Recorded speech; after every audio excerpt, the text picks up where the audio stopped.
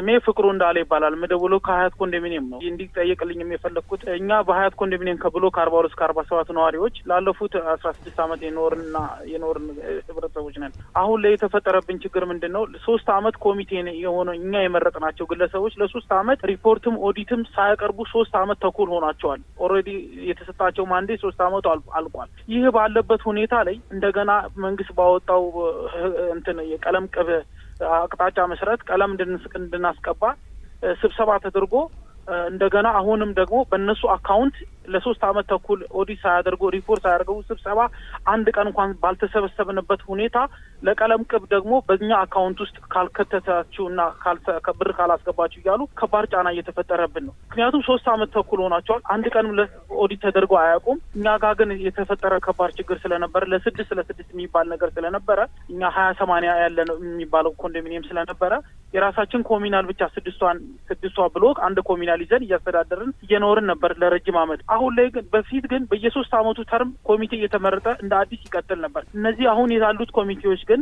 3 አመት ተኩል ሆናቸዋል በ3 አመት ተኩል ውስጥ ግን አንድም ስብሰባ ጠርተው ሪፖርት አላቀረቡም ይሄ ባለበት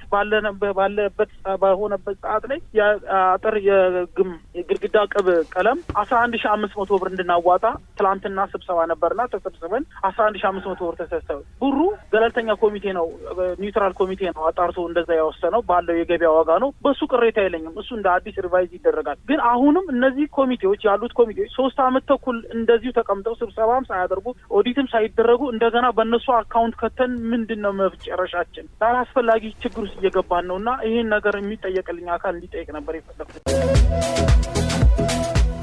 የአገልግሎት ዘመናችሁ 3 አመት አልፏችኋል ትክክል አልፎናል ኦዲት አላስደረጋችሁም ኦዲት አልተደረገም ግን በየጊዜው የተወሰኑ የሂሳብ ሪፖርቶችን እናቀርባለን የአገልግሎት ዘመናችን አልቋል አሉ ካለቀ ለምን አልወረዳችሁም ወይም ደግሞ ለምን ሌላ ይሄንን እንግዲህ እኮ እንደ አሰራር የወረዳው ያው እርሶም እኮ አቅርበዋል አይደለም እንዴ ወደዛ እንትኖትን አቅርበው አሁን ደብዳቤው ደርሶናል እና ደብዳቤው ደርሶናል ያው በዛ መሰረት እኔ ያቀረብኩትኝ እነዚህ የኮሚቴዎች ይውረዱ እኮ አይደለም ያልኩትኝ ያው የተጠየቀውን ጥያቄ ነው እኛ እንዳውም ከመጠየቁም በፊት የአገልግሎት ዘመኑ ትላንትና እኔ 2 አመት ብዬ ስሞግት ኃላፊው 3 አመት ሊተሻሻለው አሉ 3 አመትም ከሆነ ደግሞ እርሶ የአገልግሎት ዘመናችን አልቋል አሉ ለምንድነው የአገልግሎት ዘመኑ ያለቀበት ኮሚቴ ስራውን የቀጠለውና እንደገና ደግሞ የተለያዩ ስራዎችንም ያከናወነ ነው ያለው ምንድነው ምክንያቱ እስቲ የዚህኛውን አጠር አድርገው ይንገሩኝ ምንም የተለየ ምክንያት የለውም በቃ የልማት ስራ ለመስራት ኦዲት አላስደረግንም በእርግጥም ሂሳባችንን በዚህቹ አነስተኛ ገቢ በመናገኛት እየሰራን ነው ያለነው ስራዎቻችንን አሁን ግን ኦዲት ለማስደረግ ካለቀ ለምን በደንቡ መሰረት ጠቅላላ ጉባኤ ጠርታችሁ ጨርሰናል አዲስ የሚመጣው ኮሚቴ ደግሞ የኦዲት ሪፖርቱ ገና አላለቀም ሂሳባችንን አጠናቀን የኦዲት ሪፖርት አቅርበን የስራ አፈጻጸማችንን አቅርበን በእርግጥ ዘግይቷል አልዘገየም ማለት አንችልም የኦዲት ሪፖርት አስጀምራችኋል ማሰራት ሂሳባችንን ለማሰራት ዝግጅት ላይ ነን ገና ናችሁ ዝግጅት ላይ ነን ስለዚህ የኛ ኮሚቴ ህጋዊ ነው ማለት ይቻላል ትልቅ ስራ የሚሰራበት እንትን አይደለም የምንሰበስበው ገንዘብ ራሱ ከ10 እና ከ15 ሺህ ብር እንኳን አይበልጥም በወር እና ይሄ 10,000 ሆነ 5,000 ኮሚቴ ተቋቁሟል ኮሚቴ በህጋዊ መንገድ ከተቋቋመ ማህበራት ማደረጃ እኮ ያውቃል የህብረት ስራ ያውቃል ታዲያ ትንሽ ጊዜያዊ እንትንም ተሰጥቶናል እኮ ተሰጥቷቸዋል ሰምቻለሁ ጊዜያዊ ፈቃድ ዋናው ነገር የአገልግሎት ዘመኑ ያለቀበት ኮሚቴ እስካሁን የተቀመጠበት ምክንያት አሳማኝ አይደለም መቼ ነው ስብሰባ የምታደርጉት ምናልባት እንግዲህ ያው እንትኑ አሁን እስኪ ዛሬ ቢሰጠን መመሪያ እንጠብቃለን ከመመሪያው አንፃር ሂሳባችንን ዘግተን በቀጥታ ለማስረከብ ዝግጁ ነን ትልቁ ነገር ለአንተ ልንነግርህ የምንፈልገው እንደ ኮሚቴም ብትችል በዝግጅቱ ላይ ብትመጣ ማለት በስብሰባው ላይ እንድትገኝ ጥሪ እናደርግልሃለን እንደ ጋዜጠኛ የአንድን ሰው ድምጽ ብቻ ሰምተህ ከሆነ የምትናገረው ምናልባት ለእኛም ቅር ሊያሰኘን ይችላል በእርግጥ እዚህ ጋር መልስ እየሰጠሁበት ነው ነገር ግን ከ2 እና ከ3 ጊዜ በላይ ከነበሩትም ቀደም ሲሉ ከነበሩት ኮሚቴዎች ጋራ የነበረውን ችግር በተመለከተ ህብረተሰቡ እዚህ ጋር መጥተህ አንተ ልትሰማ የምትችልበት ሁኔታ ሊኖር ስለሚችል እውነትም ይሄ ሰው እንደዚህ ነው ወይንም ደግሞ ይሄ አካል የተመረጠው አካል ምናልባትም 3 ዓመት ነው የተባለው። በዚህ 3 ዓመት ጊዜ ውስጥ የተሰሩትን ስራዎች የተገኘውን ገንዘብና ቀደም ሲሉ የነበሩ አካላት ምንም ስራ ባለመስራታቸው የተወቀሱበት፣ እኛ ደግሞ ቢያንስ ይሄ ስራ ተሰርቶልናል። አሁንም ስብሰባውም ላይ የተነሳው ይሄ ነው። ትላንትና ግን ከሰራችሁ ማህበረሰቡ በድጋሚ ይመርጣችኋል።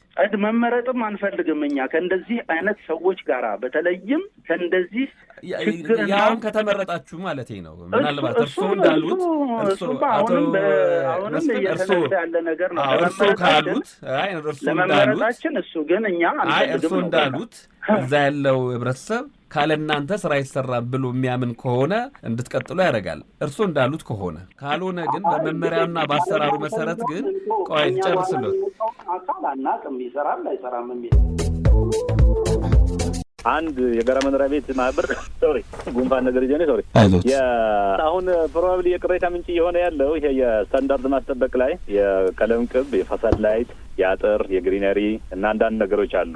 ትንሽ የማህበራትኛ ካሁን ቀደም ቅሬታ እኛ ጋር መጥተው ያገኘናቸው አንዳንዱ ሳያስጠና በቁርጥ ክፍያ ዝም ብለው ሄደው ይሄን ያህል ቀለም አለ ይሄን ያለ ምናምን ይሉና በቁርጥ ክፍያ የሚመስል ሳያስወሱን የሚፈጽሙ አንዳንድ ማህበራት ነበሩ። እስቲ ይምጡና እንስማ። እርስዎ የሚስሟቸው ደግሜ እደውልዎታለሁ። መች ልደውልዎት ይቻላል? ሮብና ዓርብ የባለ ጉዳይ እኔ መች ልደውልዎት ለእርስዎ? ኤኒ ታይም ይችላሉ። እነሱ ከመጡ በኋላ ምን ችግር አለ? በጣም ጥሩ። ከነገ በስቲያ እደውልዎታለሁ። ጤና ይስጥልኝ አቶ ተስፋዬ፣ እንደምን አደሩ?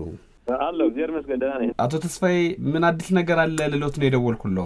በእናንተ ኤፍኤም ጣቢያ የቀረበው ቅሬታ የአያት መንደር ቁጥር 1 ከ42 እስከ 47 ሰፈረ ሰላም የጋራ መኖሪያ ህብረት ስራ ማህበር ጥቆማ አቅራቢውም ቢሮ እንዲመጡ አድርገናል። ከዛ በፊት የማህበሩ አጠቃላይ እንቅስቃሴዎች ባለበት እንዲቆም ተጨማሪ ህገወጥ ተግባራት መስራት ስለሌለባቸው በደብዳቤ ያስቁመናቸዋል። በዚህ መሰረት ከአንተ ጋር ኮሚኒኬት ባደረግነው መሰረት አቶ ፍቅሩ ቢሮ መጥተው ያለው ቅሬታዎችን ምን መሆናቸውን እንዲያቀርቡ አድርገናል። እዛው እያሉ ቅሬታ የቀረበባቸው የማህበሩ አመራሮችም 3 ሰዎችን በአካል መጥተው ሁለቱም ገጽ ለገጽ አወያይተናቸዋል። እውነት ነው የቀረበው ጥቆማ የተወሰነ 1-2 ፋክቶች አሏቸው የኦዲት አድርገው እንደማያውቁ። ያም ብቻ ሳይሆን አንዳንድ ተግባራት በጠቅላላ ጉባኤ ሳያስወስኑ የስራ አመራር ቦርድ የሚባለው 7 አባላት ያሉትን ትንሽ መጓደልም እንዳለ ከህዝቡ ጋር ተግባብተው የአጥር፣ የቆርቆሮ፣ የግቢው ግሪነሪ ስራዎችን እንደሚሰሩ አምነዋል። እነሱም እነኚህን ምክንያት በማድረግ ባለፈው አውርተን እንደነበረ ደንብ ቁጥር 170/2016 ላይ የጋራ መኖሪያ ቤት ህብረት ስራ ማህበር ከተመረጠ በአንድ ተመርጦ 3 ዓመት መቆየት ይችላል ነው የሚለው።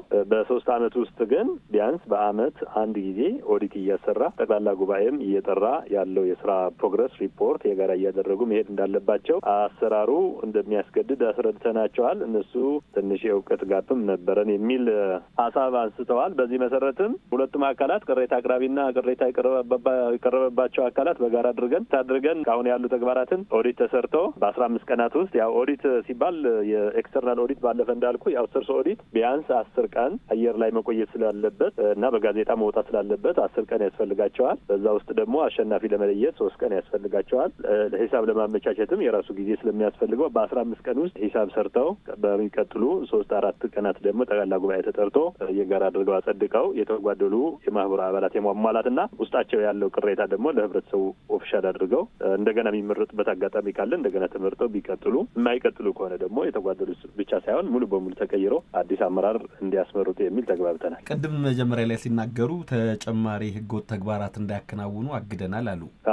ምንድን ነበሩ ህገወጥ ተግባራት የተባሉት? ተጨማሪ ህገወጥ ተግባራት ከአሰራር አኳያ 3 ዓመት ሙሉ ምንም ኦዲት ሳያሰሩና ባለበት መቀጠል አለበት የለበትም ሳይባል ማህበሩ በሌላ አባባል 3 ዓመት ተከታታይ ጊዜያት ያለ ኦዲትና ያለ ጠቅላላ ጉባኤ ውሳኔዎች የሚሰራ ከሆነ እንደ ህገወጥ ተግባር ስለሚታይ ነው እንጂ ይህ ኮሚቴ።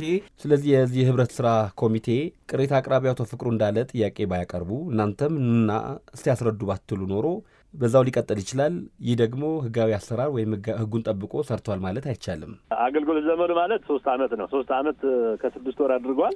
ትራንዚሽኑ መሆን ያለበት እንግዲህ አሁን ያለው ማህበሩ የሰራቸው ተግባራትን በፊት ባልኩት መሰረት ኦዲት አሰርቶ ጠቅላላ ጉባኤ ላይ አቅርቦ ያሉ ጥፋቶች ካሉም ታይተው ፕሮግረስም ሪፖርት አድርጎ ከወጪ ቀሪ ያላቸው የብር መጠንም ያወጧቸው ወጪዎችን ታይቶ መተላለፍ ስላለበት ሂደቱ የሚያስፈጽመው እሱ ማህበሩ ራሱ ነው። ፈቃደኛ ባይሆን አላስደርግም፣ ትክክል አይደላችሁም፣ እኔ ትክክል ነኝ የሚል ሀሳብ ያቀርብ ማህበሩ ማህበሩ ቶታሊ ታግዶ ጣልቃ ገብተን ራሳችንም ወይም ደግሞ በሌላ አካል ኦዲት አሰርተን ጠቅላላ ጉባኤ ጠርተን እንደ አዲስ ማስመረጥ እንችል ነበረ። ግን የማህበሩ የሂደት የእውቀትና የአቅም ችግር ካልሆነ በቀር ይህ ነው የሚባል ችግርም ስላላየንበት ሁለቱም ቅሬታ አቅራቢም ቅሬታ የቀረበባቸው አካልም በግል የሚመስሉ የመጣላት የሚመስል ነው እንጂ እስካሁን ይህን ያህልም በአካል ቀርበው ሲያወሩ ለሚዲያ የማይመጥኑ ቃላት እንደሚነጋገሩና ዝም ብሎ ቁርሾ ነገር ነው እንጂ ሰውየውም ቢሆን እነሱ በመምረጣቸው ሂደት ላይ ተሳታፊ እንደሆነ የቴክኒክ ኮሚቴ ሆኖም እስከ ቅርብ ጊዜ ይሰራ እንደነበረ ከቅርብ ጊዜ ወዲህ ደግሞ በጋራ በመሀላቸው ያለው ቁርሾ መሰረት አድርጎ ስብሰባ ና ምናምን ሲሉት ደግሞ እሱ አልፈልግም አጠገቤ አትድረሱ እንዳላቸውና አሁን ችግሮችን ለመፍታት ዝግጁ መሆኑን አስቀምጠዋል።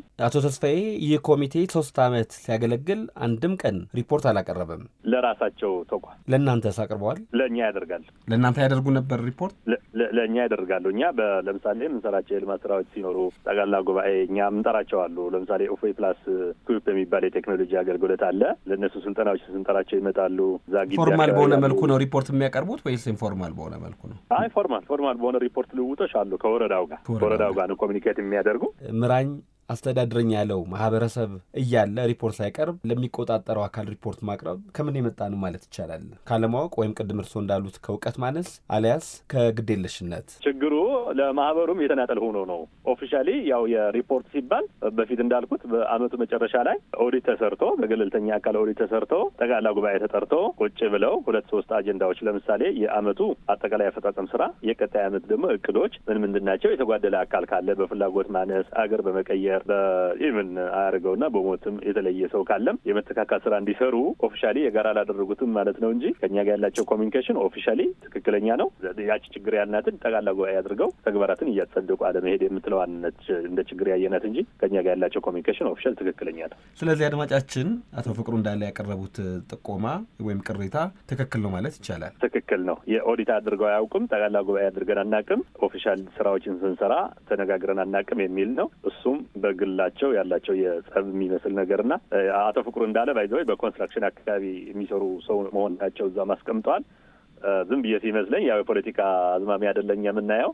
እሳቸው ራሳቸውን ቀለም የመቀባት ፍላጎት እንዳላቸው ግቢ ውስጥ ያሉ የከርቭ ስቶን እና የጎረንዳዬ ውሃ አሸንዳ ምናምኖችን ራሳቸው እንዲሰሩ ያላቸው ፍላጎት ያሳያል። እኔ መስራት እየቻልኩ የሌላ ሰው ለምን ይሰጣል የሚል አይነት አዝማሚያ ነው ያስቀምጡ። እዛ ስናስቀምጠው እሱ ክፋት አለው ጠያይቀናቸው ነው ያወጡት።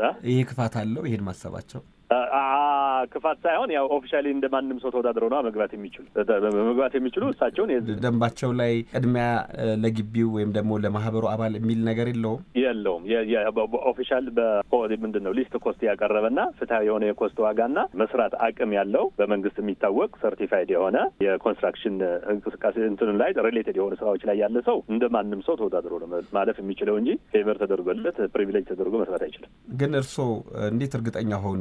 ቀለም ሊቀቡ ፈልገው ያ ስላልተሳካቸው ነው ወደሚል መደምደሚያ ምንድን ነው ሊያደርሱት የቻለው? እዛው ያቀረቡ ሰዎቹ ስላቀረቡ ነው። ሁለቱም ቅሬታ አቅራቢና ቅሬታ ያቀረበባቸው አካል ቁጭ ብለን ነው እዛ የተወያየ ነው። ገባኝ። ቅሬታ አቅራቢው አቶ ፍቅሩ እኔን ማስቀባት እየቻሉ ለሌላ ሰው አሳልፈው ሰጡ ብለዋል። አላሉ። ታዲያ በአንድ ወገን ብቻ መስማቱ ወደዚያ መደምደሚያ ሶን ሲያደርሰው አልደመደምኩም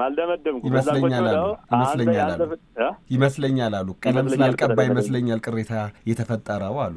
ይመስለኛል እኮ መደምደሚያ አይደለም፣ ግምት ነው። እዛ ቁጭ ብለው ነው እነሱ ናቸው የግምቶ መነሻ በአንድ ወገን ብቻ ስለሆነ ፍትሃዊ አይሆንም ብዬ ነው ይሄን ያልኩት። አቶ ለየብቻ እኮ አይደለም ያወራኋቸው፣ አንድ ላይ ነው ያወራኋቸው። ያንተ ፍላጎት ይህንን ስለነበረ ስላልተሳካልህ ነው እንጂ ትክክል አይደለም የሚል ነገር አቀረቡ።